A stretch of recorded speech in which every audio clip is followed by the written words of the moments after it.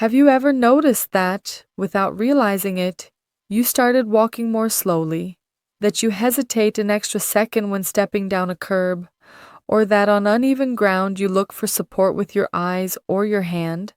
That is loss of balance, and it happens to more than 50% of people over the age of 60. I am Dr. Sinclair, and today I will explain why it happens and how you can prevent it and reduce the risk of falls caused by poor balance. It does not always start with a fall, and it almost never begins abruptly.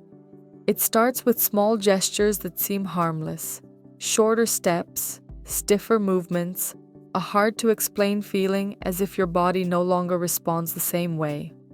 Over time, that silent discomfort turns into something deeper, fear of falling. But there is a truth that almost no one explains clearly. Balance is not lost overnight, nor is it simply an inevitable consequence of aging. In most cases, it deteriorates due to common, silent, and, most importantly, preventable mistakes. Today, I want to explain what those mistakes are and what you can do to slow that decline and regain stability. It does not matter if you are 50, 60, or older. These changes can make the difference between moving with insecurity and walking confidently again. One of the most frequent mistakes is neglecting foot and ankle strength. The foundation of your balance starts much lower than you imagine. Your feet and ankles are your first line of defense against a fall. When they weaken, the entire body loses stability. Many people do not notice this until they begin to wobble when standing on their toes or trying to stand on one foot. That difficulty is not a coincidence. It is a clear sign that those muscles are losing strength and reaction speed.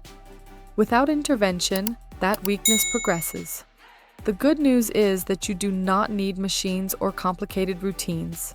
Walking barefoot on safe surfaces, mobilizing the feet with a ball, stretching the calves, and practicing slow, mindful steps awaken muscles that were dormant. When the feet become stronger, posture improves, reflexes sharpen, and the ability to correct a stumble before falling increases. Ignoring the feet is often the first mistake, but it is also one of the easiest to fix. Another very common, and perhaps one of the most silent, mistakes is completely avoiding balance training. Many people believe that moving with extreme caution is a way to protect themselves, but in reality the opposite happens.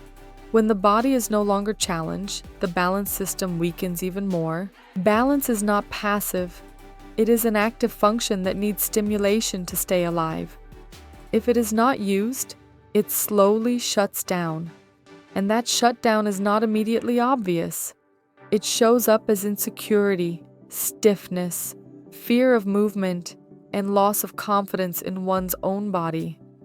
Balance needs small, controlled, and consistent stimuli, not dangerous exercises or abrupt movements. It needs daily, repeated, and conscious practice. Standing on one leg while brushing your teeth is one of the simplest and most effective exercises to start with.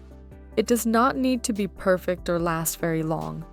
Just 20 or 30 seconds per side is enough to begin activating deep muscles, waking up reflexes, and training coordination between the brain and the legs. Walking slowly, heel to toe, as if following a line on the floor, forces the body to focus, correct micro imbalances, and improve stability. Doing it slowly is key, because slowness forces the nervous system to work harder and better. Another very useful exercise is standing with your feet together and gently shifting your body weight forward, backward, and side to side without lifting your feet from the floor.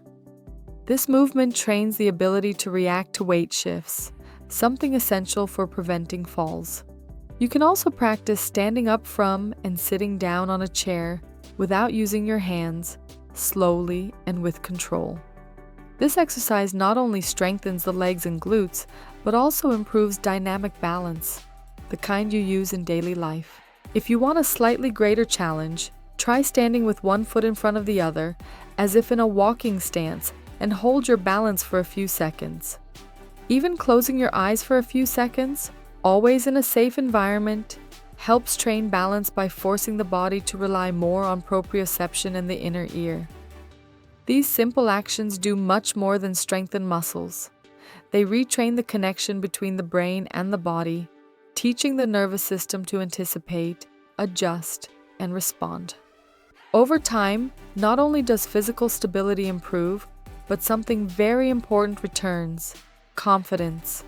A person who trains their balance moves with less fear, walks with more security, and regains a sense of control over their body. Balance is not restored by standing still or avoiding movement.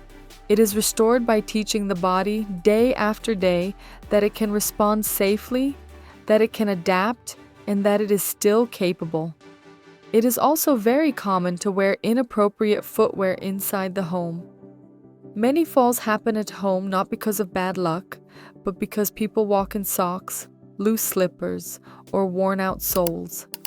This type of footwear reduces the information the foot sends to the brain, slows reflexes, and increases the risk of slipping. Proper footwear should be stable, non-slip, with good arch support and a firm sole. Not too soft, not elevated, not loose. The right shoe is not just about comfort, it is active prevention. Another silent but very frequent mistake is constantly relying on furniture or walls for support while walking. At first, it seems like a practical solution, a way to feel safer and avoid a fall. However, over time, this habit turns into a bigger problem. When the body gets used to seeking external support, the postural muscles that should activate automatically begin to work less. The balance system stops training and loses agility. Gradually, the body learns to depend on the environment instead of trusting its own internal mechanisms. This type of dependence creates a false sense of security. As long as there is a wall nearby or a piece of furniture within reach, everything seems under control.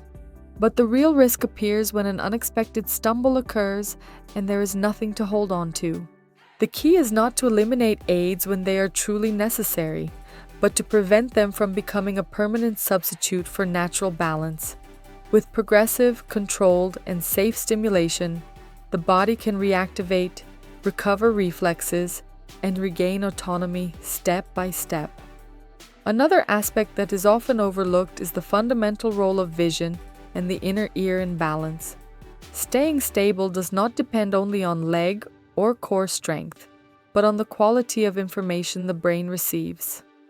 Blurred vision, an outdated glasses prescription, reduced hearing, or mild dizziness directly affect spatial orientation and create insecurity when moving. Many people adapt to these changes without realizing it, but that adaptation comes at a cost to stability and confidence. The most important thing is that many of these issues are treatable. Comprehensive eye exams, not just basic reading tests, can detect correctable problems. Inner ear evaluations and vestibular rehabilitation exercises help retrain the balance system.